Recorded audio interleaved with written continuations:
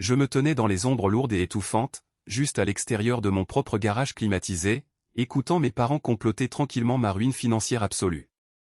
L'air du soir était totalement immobile, portant un léger parfum de pin provenant du domaine environnant.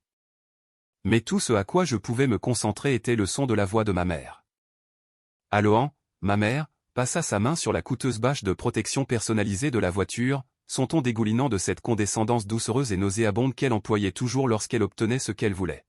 « Nous avons signé l'acte », murmura-t-elle à mon frère aîné, Bronson. « La corvette de 540 000 $ est à toi. Thatcher doit des choses à cette famille, et il n'a absolument pas le droit de se plaindre. » Mon père, Vernon, grogna en signe d'accord, ses lourdes bottes raclant le sol impeccable en époxy que j'avais moi-même installé. Ils étaient littéralement en train de donner à mon frère les clés d'une voiture classique que j'avais passé 6 années exténuantes de ma vie à restaurer, juste pour financer son style de vie de faux millionnaire.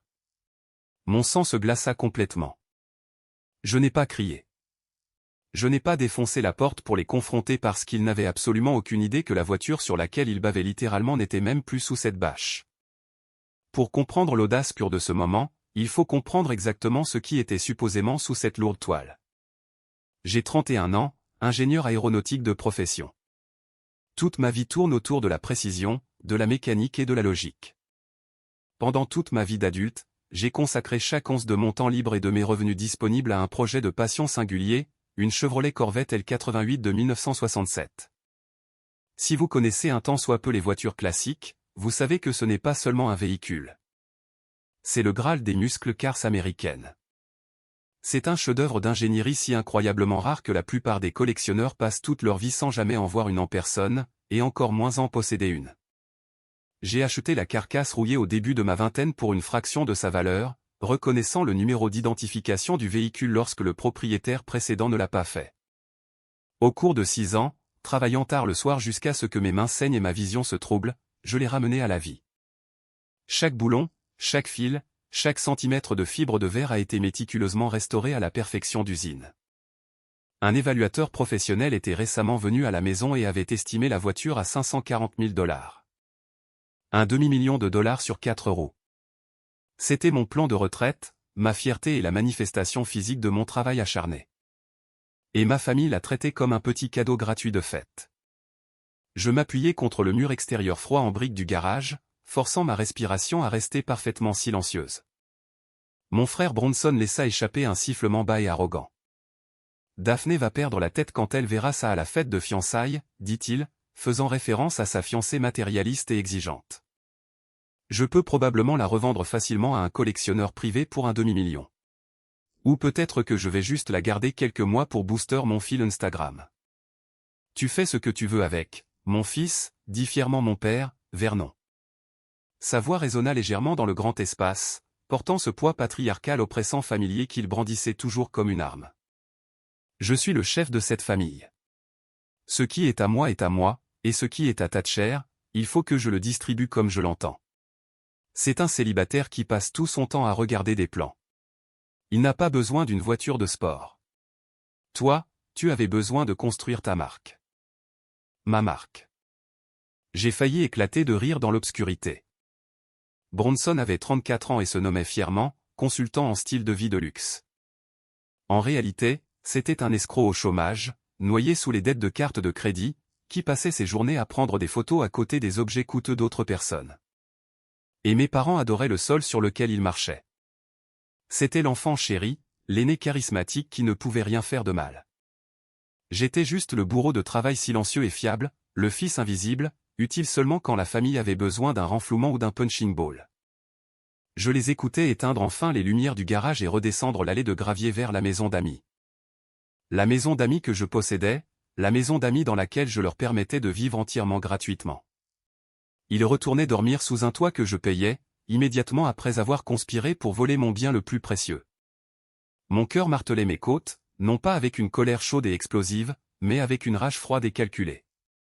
Ils pensaient que j'étais juste un nerd passif, une personne soumise qui céderait finalement à leurs exigences toxiques juste pour maintenir la paix. Ils pensaient que la voiture attendait toujours patiemment sous cette bâche. Mais ils étaient sur le point d'apprendre une leçon très brutale.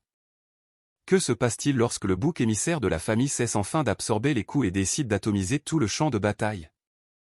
Si vous regardiez de près ma vie, vous trouveriez un musée soigneusement conservé de douleurs et d'abus financiers, mes parents agissant comme des guides touristiques enthousiastes.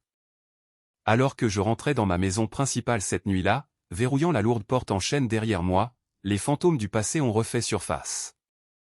La trahison dans le garage n'était pas un incident isolé. C'était simplement le joyau de la couronne dans une longue et pathétique lignée de sacrifices que j'avais subis sur l'autel de l'ego de Bronson. La pièce à conviction a dans ce musée de la misère était ma 20e année sur Terre. J'étais un étudiant fauché, travaillant 2 emplois exténuants au salaire minimum juste pour payer mes frais de scolarité. J'avais économisé exactement $4000 pour acheter un vieux pick-up fiable et cabossé afin de ne plus avoir à prendre un trajet de bus de 2 heures jusqu'au campus. Je l'ai garé dans l'allée de mes parents. 2 semaines plus tard, je me suis réveillé pour trouver l'allée vide. J'ai paniqué, pensant qu'il avait été volé, quand j'ai confronté mon père. Vernon n'a même pas levé les yeux de son journal. Il m'a simplement informé qu'il avait vendu mon camion à une casse locale contre de l'argent liquide. Pourquoi? Parce que Bronson avait accumulé une dette de jeu illégale massive, pariant sur des sports amateurs, et les bookmakers menaçaient de lui casser les jambes. La famille protège la famille, Thatcher, m'avait aboyé mon père quand j'ai commencé à crier. Tu es intelligent. Tu trouveras un autre moyen d'aller à l'école. La vie de ton frère était en jeu. J'ai pris le bus pendant encore 3 ans. Bronson a acheté une nouvelle console de jeu 2 semaines plus tard. Avez-vous déjà pardonné à votre famille, encore et encore, pour finalement réaliser que votre gentillesse n'était pas perçue comme de l'amour, mais comme une faiblesse à exploiter?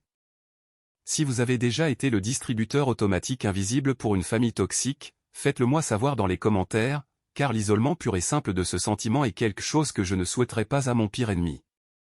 La pièce à conviction B était le domaine même sur lequel nous nous trouvions actuellement. Je suis ingénieur aéronautique et je suis exceptionnellement bon dans ce que je fais. À 30 ans, je concevais des systèmes de turbines propriétaires pour d'énormes entrepreneurs de défense privée. Je travaillais 70 heures par semaine. J'économisais agressivement. J'ai finalement acheté une magnifique propriété tentaculaire de 3 acres, cachée dans les collines. Elle avait une maison principale moderne, un immense garage indépendant pour mes projets d'ingénierie et une petite maison d'amis confortable de 2 chambres. Il y a 3 ans, Vernon et Alon ont déposé le bilan.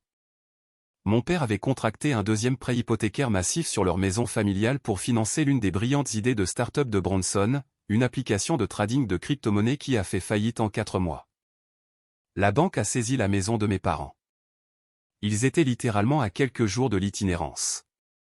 Malgré tout ce qu'ils m'avaient fait, je ne pouvais pas supporter l'idée de ma mère dormant dans un refuge. Alors, je leur ai offert la maison d'amis. Loyer gratuit, service public gratuit. Tout ce qu'ils avaient à faire était d'acheter leurs propres courses.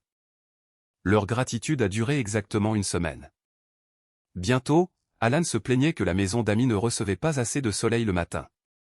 Vernon a commencé à traiter ma propriété comme s'il était le seigneur du manoir, donnant constamment des ordres à mes paysagistes et se plaignant du bruit quand je travaillais dans mon garage.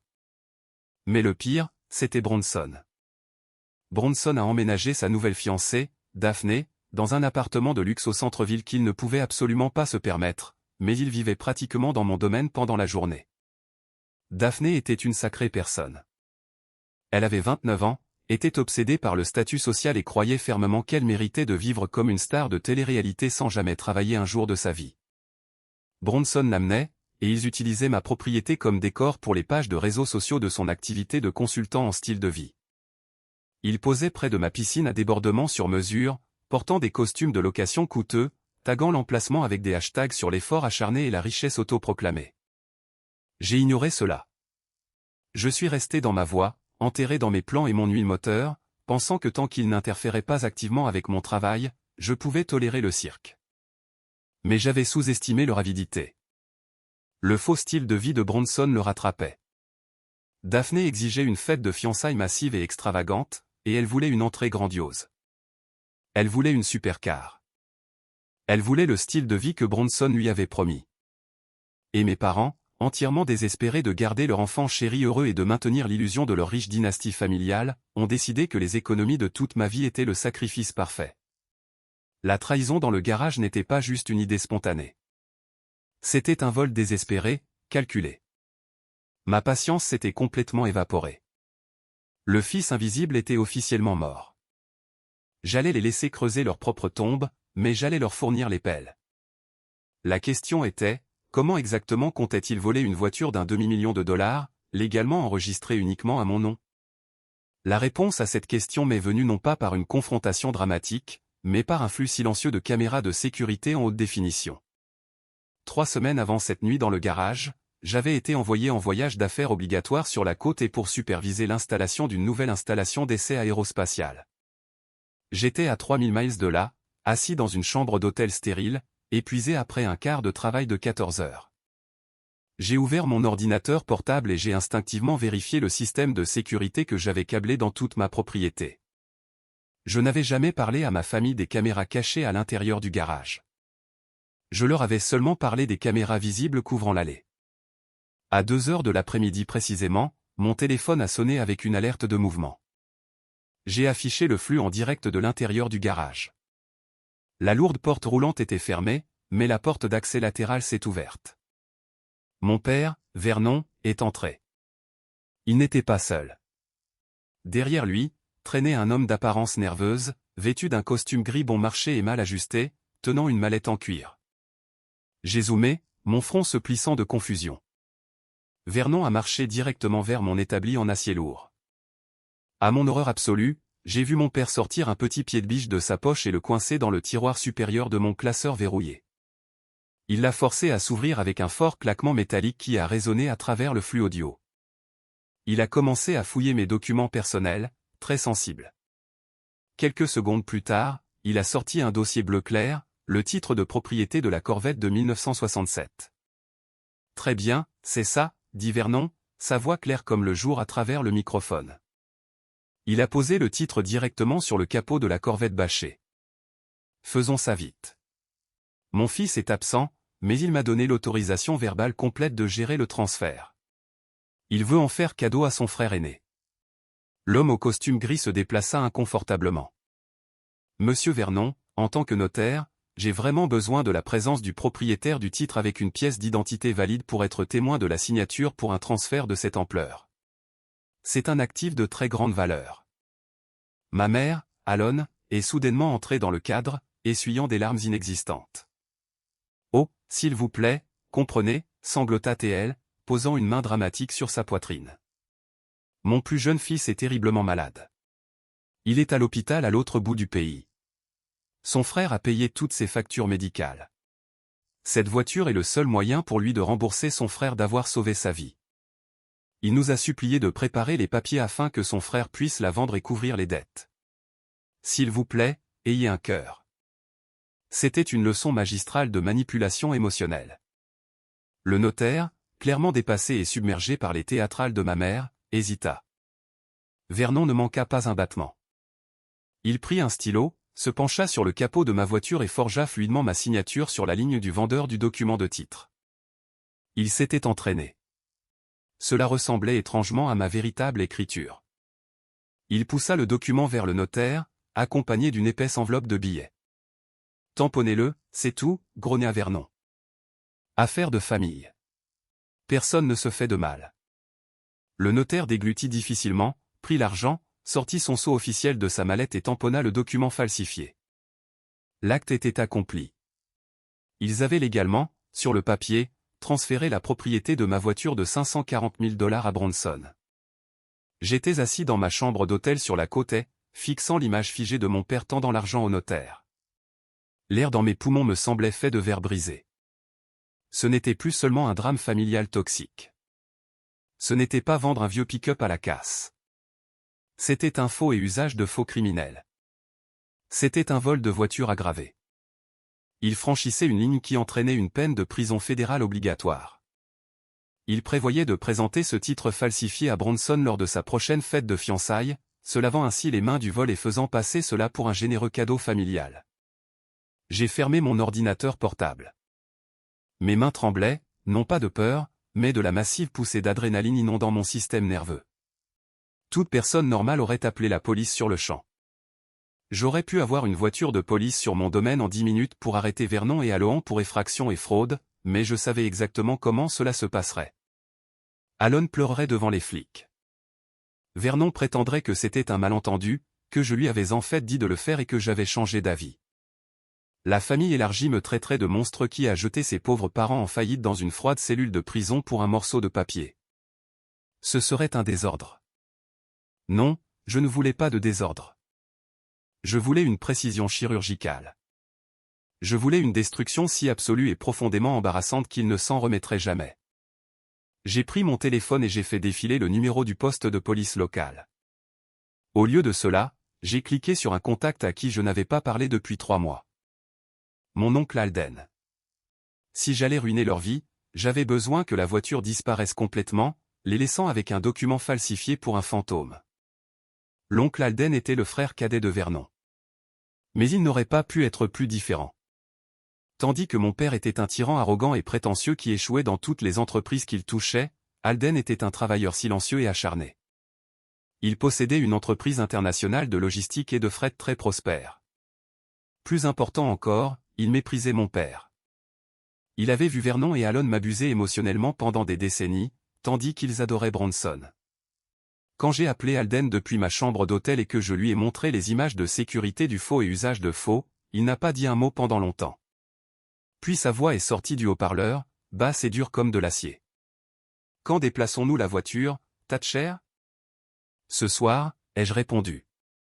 J'ai simulé une grave grippe intestinale, pris un congé d'urgence de mon projet d'ingénierie et réservé un vol de nuit pour rentrer chez moi sous un faux nom afin de m'assurer qu'aucun membre de la famille ne puisse suivre mes points de voyage. J'ai atterri à 2 heures du matin. La ville dormait, complètement enveloppée d'un épais brouillard roulant. J'ai pris un taxi discret jusqu'à un parc industriel abandonné à quelques miles de mon domaine où l'oncle Alden m'attendait. Dans l'ombre, un immense transporteur de voitures fermé, sans marque, tournait au ralenti. C'était le genre de camion utilisé pour transporter des hypercars de plusieurs millions de dollars pour des milliardaires anonymes. Alden est sorti du taxi, m'a enveloppé dans une étreinte silencieuse et forte, et m'a tendu un presse-papier. « Les formalités douanières sont déjà accélérées, dit-il doucement. J'ai fait une énorme faveur. J'ai un contact dans un coffre-fort automobile sécurisé à Monaco. Il y a une vente aux enchères de voitures classiques très exclusive qui s'y déroule le mois prochain. Si nous mettons la Corvette dans un conteneur d'expédition avant le lever du soleil, elle sera sur un cargo traversant l'Atlantique avant même que votre père ne se réveille pour boire son café du matin. Nous avons conduit le transporteur jusqu'à mon domaine, le garantissant à environ 400 mètres sur la route pour éviter de réveiller mes parents dans la maison d'amis. Nous avons marché le reste du chemin dans l'obscurité totale. Mon cœur battait à un rythme frénétique contre mes côtes. Un seul faux pas, un seul aboiement du chien d'un voisin, et Vernon regarderait par la fenêtre et verrait toute l'opération. J'ai déverrouillé la porte latérale du garage avec mon téléphone. Nous n'avons pas allumé une seule lumière. N'utilisant que la faible lueur d'une lampe de poche tactique à lentilles rouges, je me suis approché de la Corvette et j'ai soigneusement retiré la lourde bâche personnalisée. Même dans la faible lumière, les courbes impeccables en fibre de verre de la L88 semblaient briller. Ça me brisait le cœur de la laisser partir. Mais la garder ici signifiait qu'elle serait volée et mise en gage pour payer le faux style de vie de Bronson. Nous ne pouvions pas démarrer le moteur. Le V8 rugissant et massif réveillerait tout le quartier. Au lieu de cela, nous avons mis la voiture au point mort. Alden et moi avons poussé contre le pare-choc arrière et avons avancé. Il a fallu chaque once de notre force physique pour sortir la lourde muscle-car américaine du garage, descendre la légère pente de l'allée et la pousser dans la rue. Le seul bruit était le doux crissement des larges pneus sur le gravier et notre respiration lourde et synchronisée. Lorsque nous avons finalement atteint le transporteur, Alden a abaissé la rampe hydraulique. Nous avons accroché un treuil électrique robuste au châssis de la Corvette. J'ai tenu la télécommande, appuyant sur le bouton avec un pouce tremblant de sueur froide. Le treuil a ronronné doucement, un cliquetis mécanique qui semblait assourdissant dans le silence de la nuit, traînant lentement mon chef-d'œuvre d'un demi-million de dollars sur la rampe et dans le ventre sombre de la remorque. Une fois qu'elle a été solidement attachée, Alden a fermé les immenses portes arrière. « C'est fait », murmura Alden, posant une lourde main sur mon épaule. « Elle va directement au port. Elle sera hors de la juridiction américaine demain. Qu'ils essaient de réclamer une voiture qui n'existe pas sur ce continent. J'ai regardé les feux arrière du camion disparaître dans le brouillard. Le soulagement qui m'envahit était enivrant, mais il fut immédiatement suivi d'une forte poussée de panique. Je me suis retourné et j'ai regardé ma propriété. La porte du garage était ouverte. L'endroit où la Corvette se trouvait autrefois était complètement, terriblement vide. Si Vernon ou Alohan passait devant le garage demain matin et regardait par la petite fenêtre latérale, il réaliserait instantanément que la voiture était partie. Ils paniqueraient. Ils appelleraient la police pour signaler un véhicule volé et tous leurs plans pour l'offrir à Bronson à la fête de fiançailles seraient annulés. Je devais les faire se sentir en sécurité. Je devais les faire entrer en toute confiance dans cette fête, tenant ce document falsifié. Pour ce faire, je devais construire un fantôme. J'avais besoin d'un leurre si convaincant que leur propre arrogance les empêcherait de jamais vérifier sous la couverture. La beauté de traiter avec des personnes narcissiques très prétentieuses et qu'elles sont intrinsèquement paresseuses. Elles se fient entièrement aux apparences de surface et ne regardent jamais d'assez près pour voir les fissures dans les fondations. Je savais que mes parents n'oseraient pas retirer la bâche de la voiture avant la grande révélation. Ils voulaient l'effet dramatique. Ils voulaient le moment cinématographique de retirer la toile devant Daphné et sans invité. Tout ce que j'avais à faire était de leur donner une silhouette. Après que l'oncle Alden soit parti avec la vraie L88, j'ai sprinté à l'arrière de ma propriété où je gardais un petit abri de rangement pour la ferraille et le vieux matériel d'aménagement paysager. J'ai traîné un lourd cadre de remorque utilitaire en acier rouillé. Il avait à peu près la même longueur et la même largeur que le châssis de la Corvette. Je l'ai fait rouler au centre du garage, le positionnant exactement au-dessus du bac de récupération d'huile où ma voiture se trouvait autrefois. Ensuite, j'ai passé 3 heures à démonter d'énormes cartons très résistants que j'avais conservés de livraison de serveurs. J'ai utilisé du ruban adhésif, des tuyaux en PVC et quelques vieux pneus pour construire un échafaudage géométrique grossier sur le cadre de la remorque. C'était un travail épuisant. À 4 heures du matin, mes mains étaient couvertes de rouille et d'adhésif. J'ai soigneusement traîné la bâche de protection personnalisée de la Corvette sur la structure ridicule que j'avais construite. J'ai ajusté le tissu, le tirant fermement sur les pneus et le laissant draper parfaitement sur le capot et le toit. J'ai reculé et allumé les lumières fluorescentes du plafond. C'était parfait. De l'extérieur, le tissu épais cachait parfaitement les angles du carton. La silhouette ressemblait exactement à une voiture de sport basse et agressive, reposant tranquillement sous une bâche. Il aurait fallu s'approcher physiquement et frapper le capot pour réaliser qu'elle était creuse. Et connaissant Vernon, il ne laisserait personne s'approcher à moins de 3 mètres avant la fête. À 7 heures du matin, j'étais de retour à l'aéroport, embarquant pour un vol de retour vers la côte et pour reprendre mon faux voyage d'affaires. Dès que j'ai atterri, je me suis connecté au Wi-Fi de l'hôtel et j'ai composé le numéro de ma mère. Thatcher, mon chéri. La voix d'Alohan résonna au téléphone, dégoulinant de cette chaleur maternelle sickeningly fausse. Comment va la côte? Tu nous manques tellement à la maison. C'est stressant, maman, ai-je menti sans difficulté, frottant mes yeux épuisés. L'installation fait face à des retards importants. Je ne pense pas que je pourrai revenir avant la toute dernière minute avant la fête de fiançailles de Bronson ce week-end. Je devrais peut-être me rendre directement sur le lieu de la fête. Je pouvais pratiquement entendre le sourire triomphant se répandre sur son visage. Mon absence leur donnait la fenêtre parfaite et ininterrompue pour finaliser leur vol. Oh, pauvre chérie, roucoula-t-elle. Ne t'inquiète de rien ici. Ton père et moi nous occupons du domaine. La maison d'amis est merveilleuse et le garage est parfaitement sécurisé. Concentre-toi juste sur ton travail. Bronson est tellement excité pour la fête. Il dit qu'il a une énorme surprise pour Daphné. Je suis sûr qu'il l'a, ai-je répondu, ma voix prenant un calme dangereux et glacial qu'elle n'a absolument pas su déceler. Dis-lui que j'ai hâte de la voir. J'ai raccroché le téléphone et me suis laissé tomber sur le lit d'hôtel. Ils étaient si confiants. Ils jouaient aux échecs contre quelqu'un qu'ils pensaient être un pion, complètement inconscient que j'avais déjà renversé l'échiquier, brûlé les pièces et verrouillé les portes de la pièce. Le piège était parfaitement tendu. L'appât était enveloppé d'une housse en toile personnalisée, et les prédateurs tournaient en rond. Mais il me restait une dernière pièce du puzzle à sécuriser avant de pouvoir regarder leur monde s'embraser. Je devais m'assurer que, lorsque l'explosion se produirait, les éclats les lacéreraient légalement, et pas seulement socialement. Les 4 jours suivants furent un exercice d'une patience absolue et agonisante.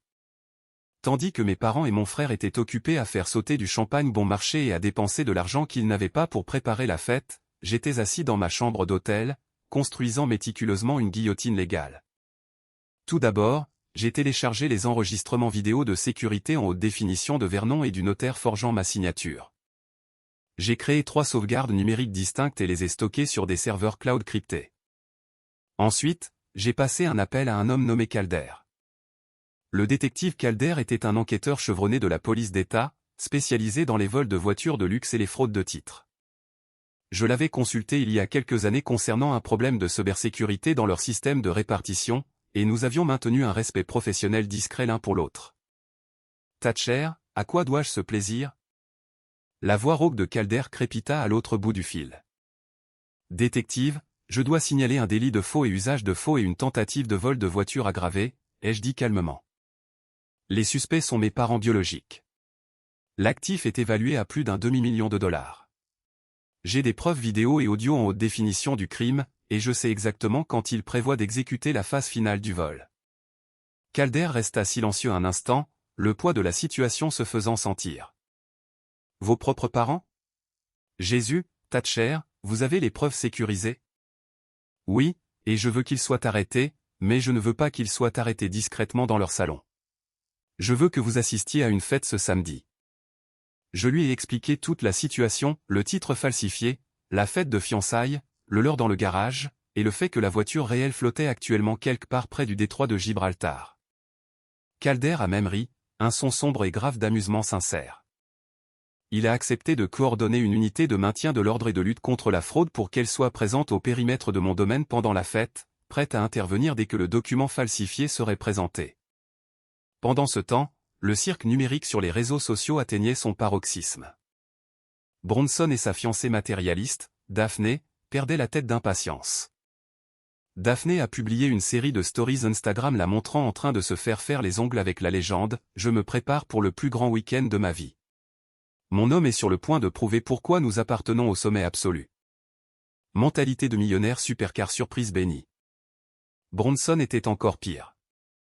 Il a posté une photo de lui-même fumant un cigare bon marché sur le patio de ma maison d'amis, regardant la caméra avec suffisance. La légende disait « Grande manœuvre ce samedi. Quand on fait l'effort, l'univers vous récompense. » Prise de possession d'une véritable icône américaine. Restez à l'écoute.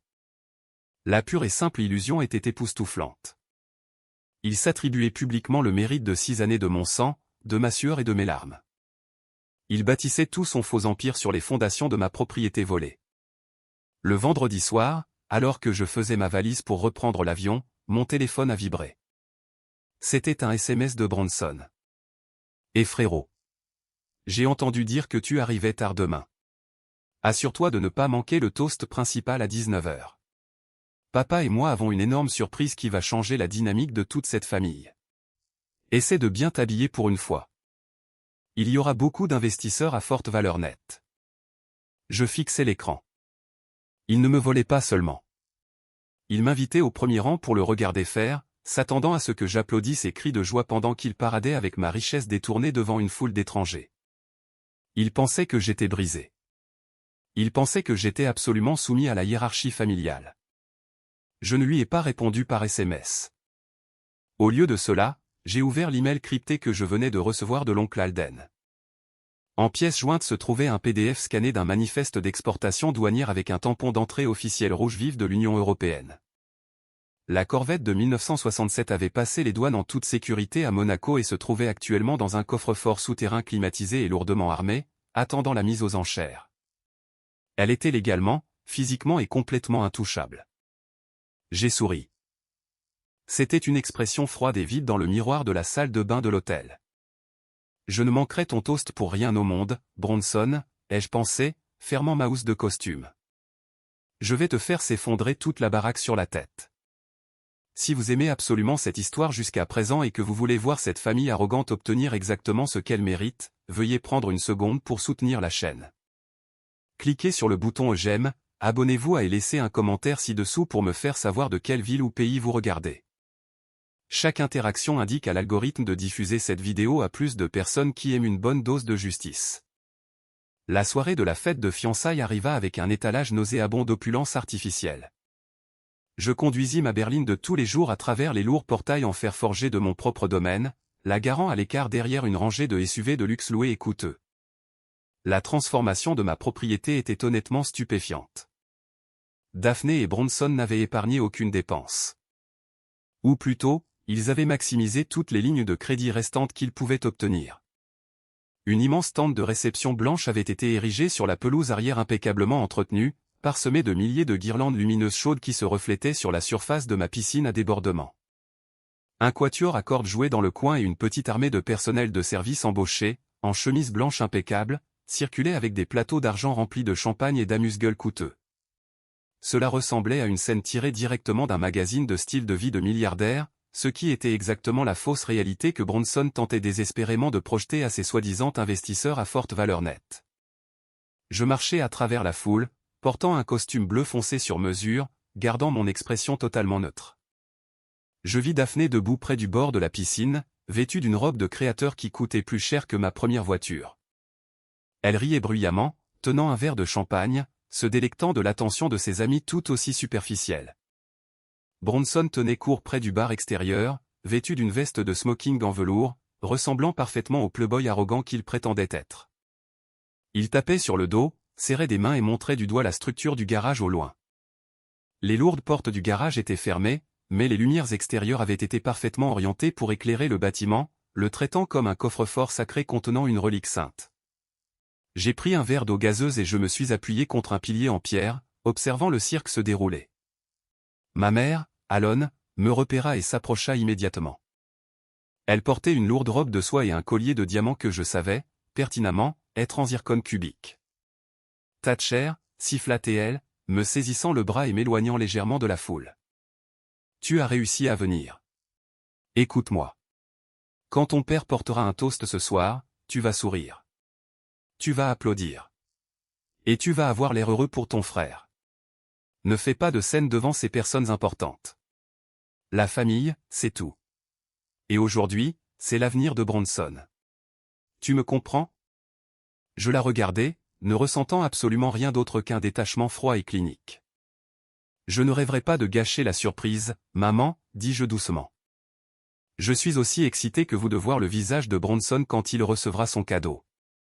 Alon rayonna, interprétant complètement mes mots comme une soumission absolue. Elle me tapota la joue avec condescendance et s'éloigna pour rejoindre mon père. À 19h exactement, le quatuor à cordes cessa de jouer. Un coordinateur d'événements engagé tapa sur un microphone, demandant l'attention de tous vers l'escalier principal du patio. Vernon monta sur l'estrade, ajustant sa cravate avec un air de profonde autosatisfaction. La foule d'environ 100 invités se tut, tournant son attention vers le patriarche de cette dynastie frauduleuse. Famille et amis, tonna Vernon, sa voix résonnant sur ma pelouse. Nous sommes réunis ici pour célébrer l'union de mon fils aîné, Bronson, et de sa magnifique future épouse, Daphné. Bronson a toujours été un visionnaire. C'est un jeune homme animé par le succès. Un homme qui sait comment bâtir un empire. Et pour bâtir un empire, il faut les bons outils. Il faut un symbole de ce succès. La foule murmura un accord poli. Bronson se tenait à côté de Daphné, l'air incroyablement suffisant, la poitrine gonflée d'une fierté imméritée. Daphné vibrait pratiquement d'excitation, ses yeux papillonnant vers le garage illuminé. En tant que parent, Alan et moi voulions lui donner une base, continua Vernon, insistant sur l'émotion théâtrale. Nous voulions lui transmettre un héritage. Alors, ce soir, nous transférons officiellement la propriété d'une véritable icône américaine à notre fils, Bronson et Daphné. Nous vous offrons la Chevrolet Corvette L88 de 1967, évaluée à plus d'un demi-million de dollars. La foule éclata en applaudissements massifs et en acclamations bruyantes. Les gens sifflaient et levaient leurs verres. Bronson poussa un cri victorieux, enlaçant Daphné, qui sautait de joie comme si elle venait de gagner à la loterie. Alon monta les marches vers le microphone, sortant une clé en laiton brillante de son sac de soirée. C'était une fausse clé de rechange qu'elle avait fait couper dans une quincaillerie, mais la foule ne le savait pas. Dans son autre main, elle tenait le document de titre bleu clair. Le document de titre falsifié. Bronson, mon chéri, dit Eloan dans le microphone, sa voix tremblant de fausses larmes de joie. Nous avons signé l'acte hier. La voiture est légalement à toi. Tu mérites le monde, mon beau garçon. Elle lui tendit la fausse clé et le faux morceau de papier.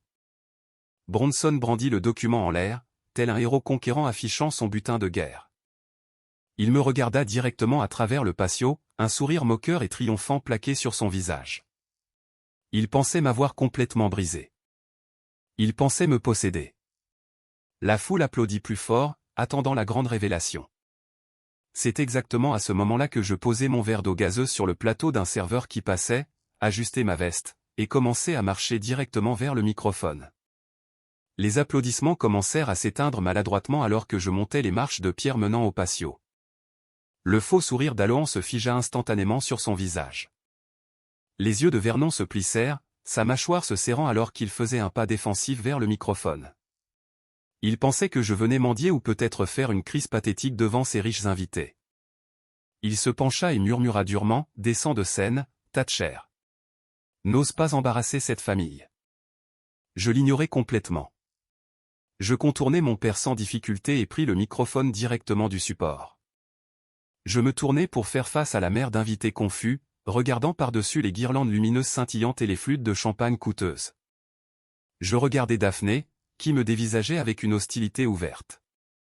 Et puis je regardais Bronson, qui serrait toujours fermement le document de titre falsifié. « Bonsoir à tous », dis-je, ma voix résonnant clairement à travers le système de sonorisation haut de gamme. « Je suis Thatcher, le frère cadet de Bronson, et je veux juste dire quel cadeau incroyablement généreux mes parents lui ont fait ce soir. » Je fis une pause, laissant un large sourire sincère se répandre sur mon visage. Je pouvais voir la tension dans les épaules de mes parents se relâcher légèrement. Ils pensaient que je me rendais. Ils pensaient que j'acceptais publiquement ma défaite. Une voiture classique d'un demi-million de dollars est vraiment une magnifique façon de commencer un mariage, continuai-je, mon ton léger et décontracté. Il y a juste un tout petit problème logistique qui m'intrigue énormément. Bronson, mon frère, comment comptes-tu conduire ta nouvelle supercar alors qu'elle se trouve actuellement dans une chambre forte souterraine lourdement armée, à 6000 miles d'ici? Le silence absolu qui s'abattit sur la foule fut assourdissant. On aurait pu entendre une épingle tomber sur l'herbe. Les invités échangèrent des regards confus et nerveux. Le sourire triomphant de Bronson disparut, remplacé par un air de stupéfaction totale. « De quoi diable parles-tu, Thatcher » s'écria-t-il, sa voix portant sans le microphone. « La voiture est dans le garage. Maman et papa viennent de me donner le titre. » Ils t'ont donné un morceau de papier, Bronson, répondis-je calmement. Je tendis la main vers la poche intérieure de ma veste de costume et en sortis un épais document plié. Je le tins en l'air pour que la foule puisse le voir. Ceci, cependant, est un manifeste d'exportation douanière. Il porte le sceau officiel rouge de la douane et de la protection des frontières des États-Unis ainsi que le tampon d'entrée de la principauté de Monaco. Je me tournai vers le technicien audiovisuel assis à la table de mixage près du quatuor à cordes. Je lui avais tendu une clé USB 20 minutes avant le toast, lui glissant un billet de $100 pour qu'il le joue exactement quand je donnerais le signal. Je lui fis un signe de tête.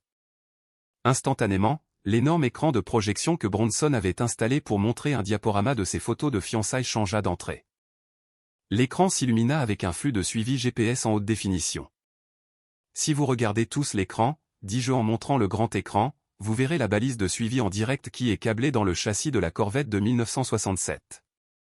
Comme vous pouvez le voir clairement, le véhicule n'est pas dans mon garage.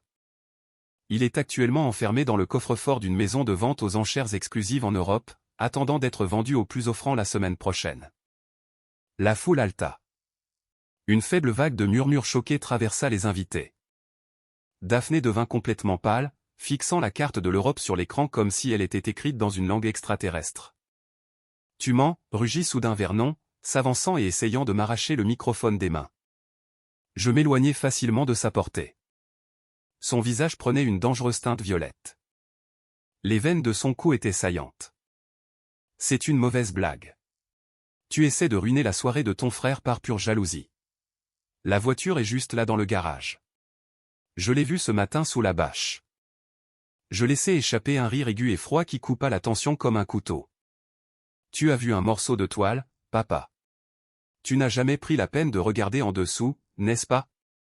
Tu étais si arrogant, si sûr de ton petit vol, que tu n'as même pas vérifié si ton prix était toujours dans la boîte. Je plongeai la main dans ma poche une dernière fois et en sortis le lourd porte-clés électronique qui contrôlait les portes principales du garage. Je le jetai en l'air.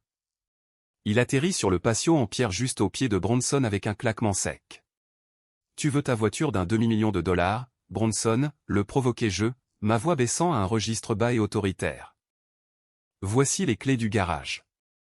Vas-y, prends ta belle épouse. Prends tes investisseurs et va retirer la bâche de ton généreux cadeau de mariage. Va voir exactement ce qu'on t'a donné. Bronson fixa le porte-clés au sol comme si c'était un serpent venimeux. La foule était complètement captivée. Sans perdre Dieu se tournait entre moi, la carte GPS lumineuse sur l'écran du projecteur et le garage illuminé au loin. L'atmosphère était passée d'une joyeuse célébration à une émission de télé-réalité tendue et étouffante. Daphné fut la première à craquer. L'illusion de sa richesse imminente se fissurait, et elle était désespérée de me prouver le contraire. Elle poussa Bronson, ses talons coûteux claquant agressivement sur le patio en pierre, et ramassa le porte-clés du sol. « Tu es un petit homme pathétique et jaloux, Thatcher » me siffla-t-elle, son visage déformé par la colère. « Viens, Bronson. Allons prouver à ce perdant qu'il a tort. Je veux ma voiture. » Bronson acquiesça fermement, sa mâchoire serrée. Il saisit la main de Daphné, et ensemble, ils traversèrent la pelouse vers le garage. Vernon et Alon descendirent les marches juste derrière eux, ma mère chuchotant frénétiquement à l'oreille de mon père, les mains tremblantes.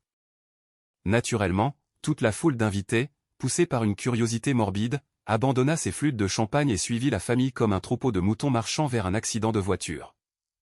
Je descendis du patio et marchai lentement derrière la foule, savourant chaque seconde de la destruction imminente. Daphné atteignit les lourdes portes en acier du garage. Ses mains tremblaient d'adrénaline alors qu'elle pressait le bouton principal du porte-clés. Le moteur industriel ronronna et l'énorme porte commença lentement à s'ouvrir.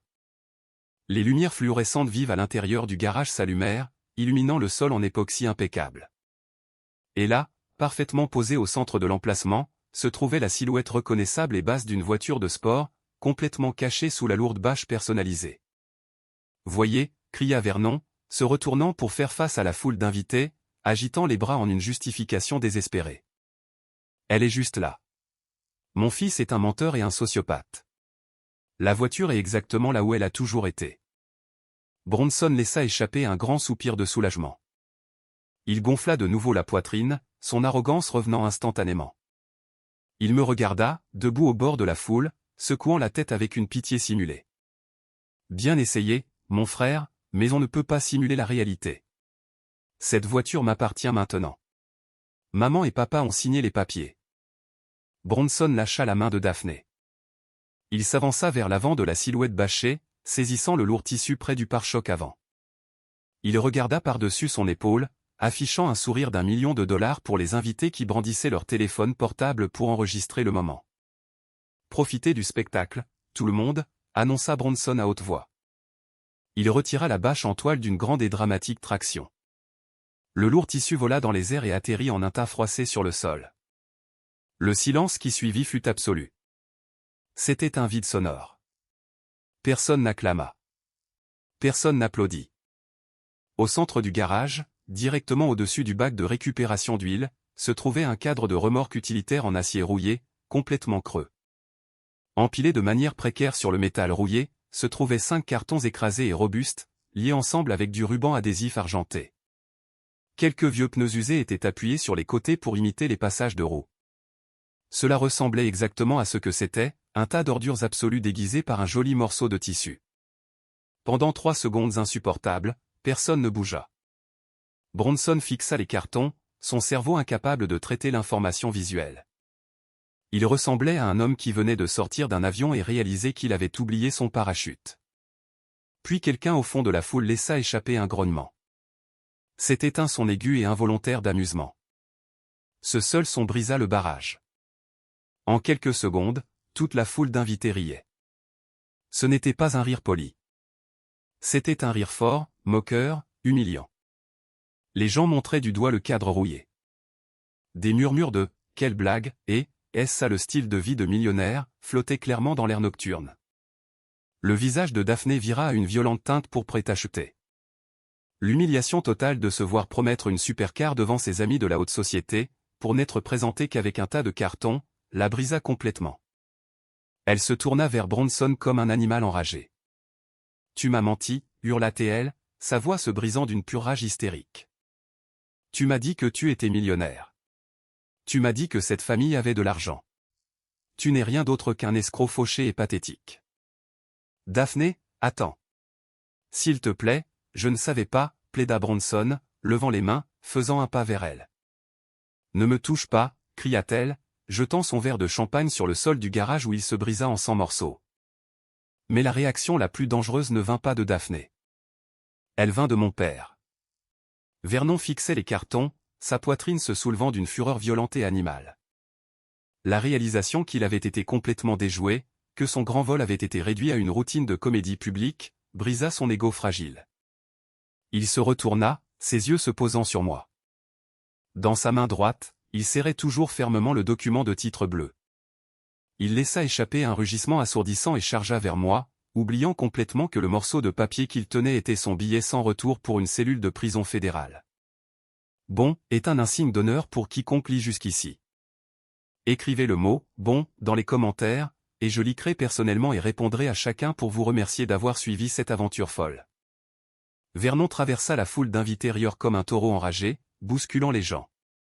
Il atteignit le bord de l'allée où je me tenais et s'arrêta à quelques centimètres de mon visage. Il leva le poing, le document de titre bleu froissé flottant dans l'air. « Tu penses que c'est drôle » hurla Vernon, de la salive s'échappant de ses lèvres. « Tu penses pouvoir m'embarrasser devant mes invités ? Je me fiche que tu envoies la voiture sur la Lune, Thatcher, j'ai le titre. J'ai les papiers légaux. Tu as signé ceci et je te traînerai devant tous les tribunaux de cet État jusqu'à ce que tu la ramènes. » Je ne sciais pas. Je regardai le papier bleu froissé dans son poing, puis je le regardai droit dans les yeux. « Je n'ai rien signé, papa, dis-je, ma voix complètement calme mais assez forte pour que la foule immédiate puisse l'entendre. Tu l'as fait, le mardi 12, à 2h15 de l'après-midi précisément. Tu as forcé mon classeur verrouillé avec un pied de biche. Tu as sorti mon titre et tu as falsifié ma signature sur le capot de ma voiture pendant qu'un notaire corrompu regardait. » Alohan, qui avait couru derrière Vernon, s'arrêta soudain net. Le sang quitta son visage si vite qu'elle ressemblait à un fantôme. « Thatcher, comment ? Comment as-tu pu savoir ça » balbutia-t-elle, sa voix à peine un murmure.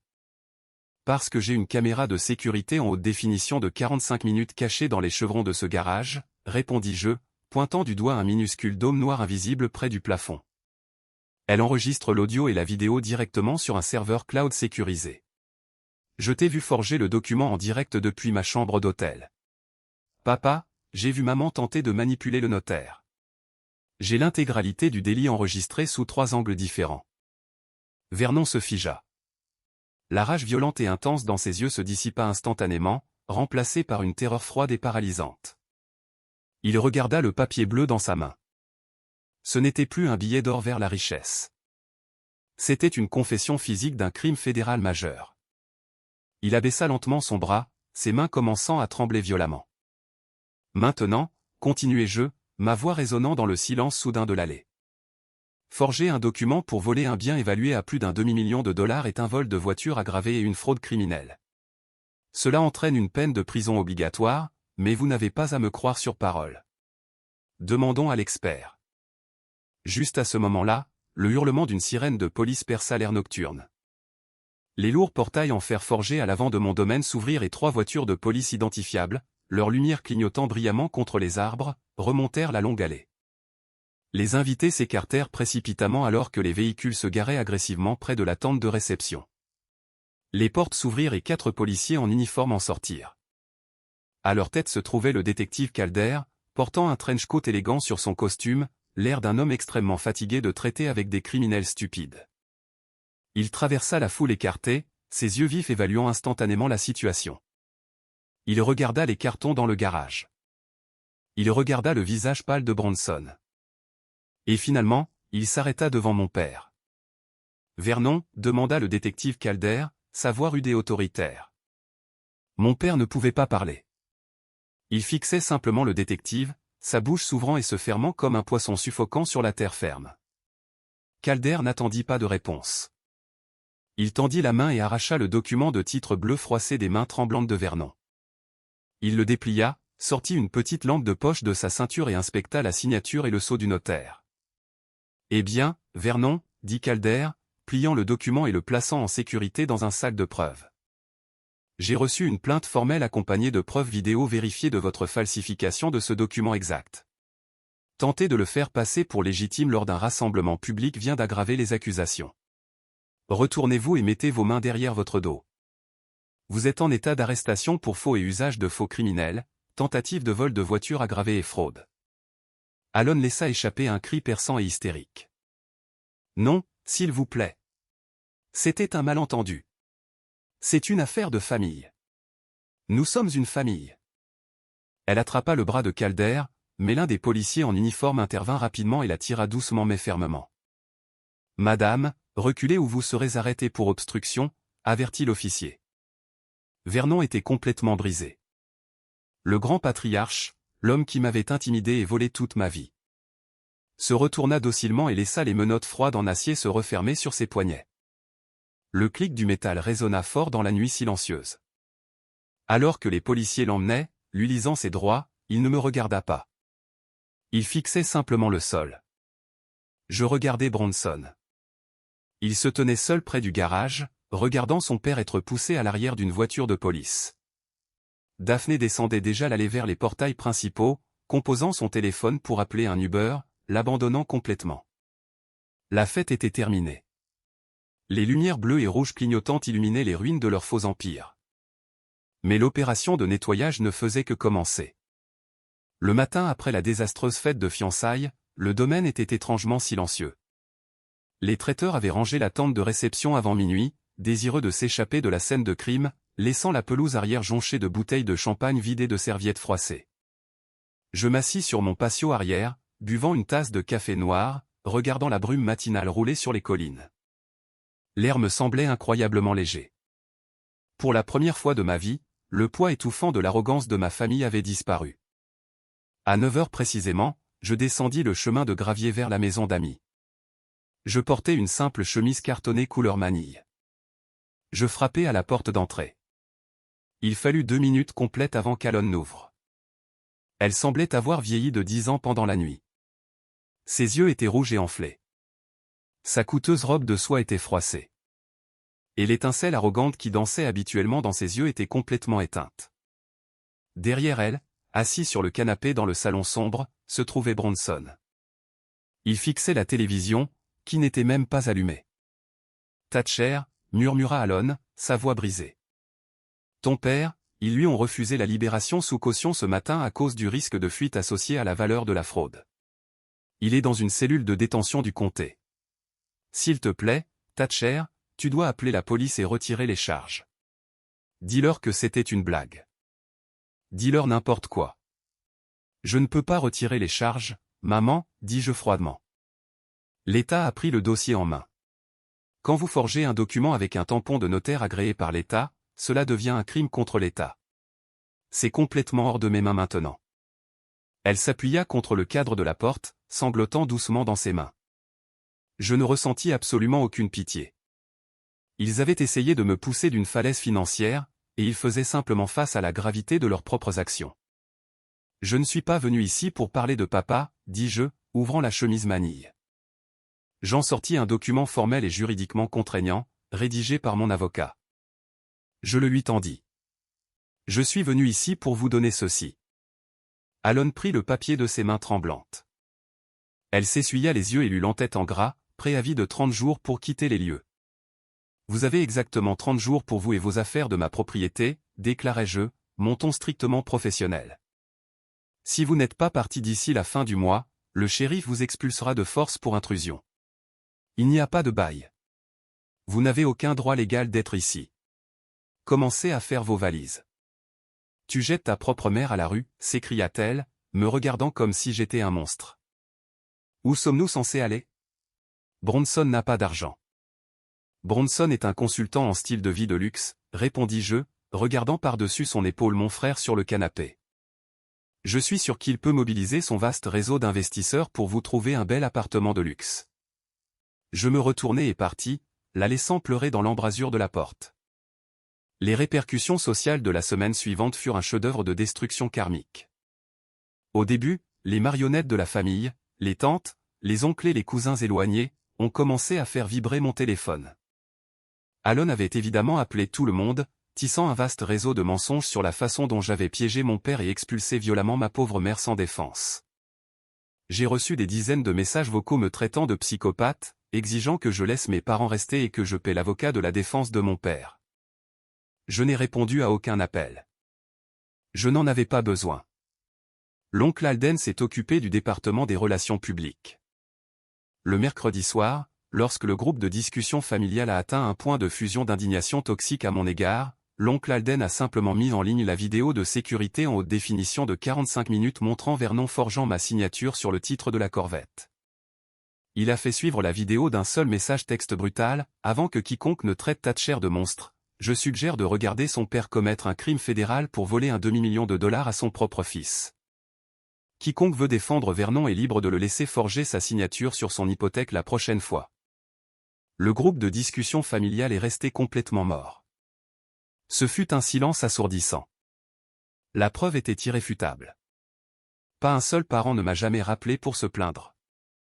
En fait, en 24 heures, 2 de mes tantes ont complètement bloqué le numéro de téléphone d'Alan, terrifiées qu'elle n'essaie de leur demander de l'argent pour la caution. L'isolement social que mes parents avaient toujours utilisé comme une arme contre moi était maintenant leur réalité permanente. Pendant ce temps, la vie de Bronson s'est complètement effondrée. Daphné ne l'a pas seulement quitté. Elle a mené une campagne de terre brûlée. Elle a publié un long discours sur ses réseaux sociaux, exposant le faux style de vie de Bronson, détaillant comment il était complètement fauché et vivait de la charité de son jeune frère. Bronson a perdu ses quelques sponsors légitimes sur les réseaux sociaux du jour au lendemain. Sans ma maison d'amis pour servir de décor gratuit à ses photos, son faux empire s'est effondré en poussière. Ils avaient tout misé sur ma soumission et ils avaient perdu de manière spectaculaire. Et pendant qu'ils se dépêchaient d'emballer leurs affaires dans des cartons bon marché, je restais dans ma maison calme et paisible, attendant un appel de l'autre bout du monde. 2 semaines après la désastreuse fête de fiançailles, mon téléphone a sonné à 4 heures du matin.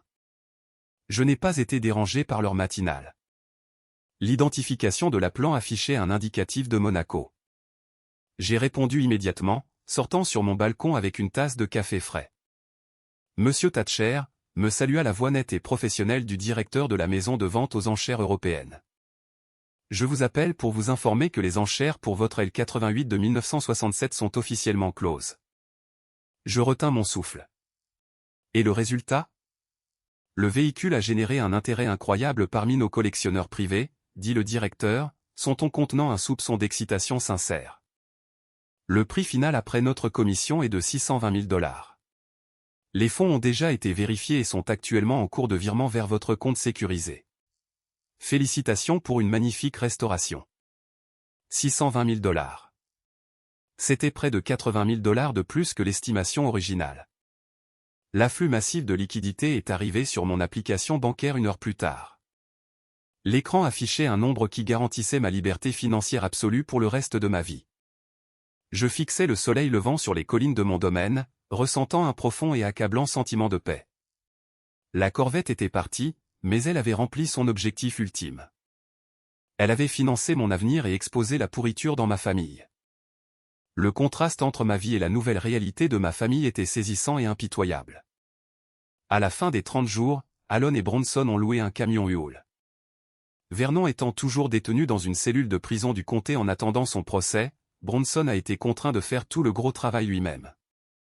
J'ai observé depuis la fenêtre de mon bureau mon frère, l'ancien faux millionnaire, transpirer à travers sa chemise, traînant de vieux matelas à l'arrière du camion. Ils ont emménagé dans un appartement de 2 chambres exigu et déprimant, dans un quartier industriel bruyant près de l'autoroute. Les batailles juridiques de Vernon ont épuisé chaque centime qu'Alan avait économisé. Il a finalement été reconnu coupable de faux et usage de faux criminels. Comme c'était sa première infraction majeure, il a évité une longue peine de prison, mais il a été condamné à 5 ans de liberté conditionnelle étroitement surveillée. à des milliers de dollars d'amende et à un casier judiciaire avec condamnation criminelle permanente qui lui a retiré son droit de vote et a brisé son précieux ego.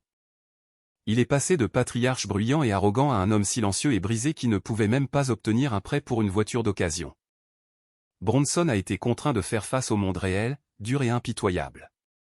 Dépouillé de son faux prestige sur les réseaux sociaux et noyé sous les dettes de cartes de crédit qu'il avait accumulées pour la fête de fiançailles. Il a dû prendre un emploi au comptoir de service au volant d'une franchise de restauration rapide locale. Il y a quelques semaines, je suis passé devant le restaurant. Je l'ai vu, portant une visière en papier graisseuse, tendant un sac de frites à un client. Il avait l'air épuisé, vaincu et tout à fait ordinaire. L'enfant chéri avait finalement perdu son éclat. J'ai utilisé une partie de l'argent de la vente aux enchères pour développer mon cabinet de conseil en ingénierie. J'ai construit un laboratoire de pointe à l'endroit où se trouvait autrefois la Corvette. J'ai embauché une équipe de jeunes ingénieurs. Sans le drain mental et émotionnel constant de ma famille toxique, ma carrière a explosé. J'ai même acheté une montre Rolex vintage à l'oncle Alden pour le remercier de son opération logistique impeccable. Il la porte fièrement tous les jours. Les gens parlent souvent du concept de famille comme s'il s'agissait d'un lien sacré incassable. La société vous dit que vous devez pardonner à vos parents, que vous devez soutenir vos frères et sœurs, quelle que soit la façon dont ils vous traitent. Mais je suis fondamentalement en désaccord. L'ADN n'est pas un permis de voler. Le sang ne donne à personne le droit de traiter votre vie comme une ressource à exploiter. J'ai coupé les ponts avec ma famille. Mais je n'ai pas seulement allumé une allumette.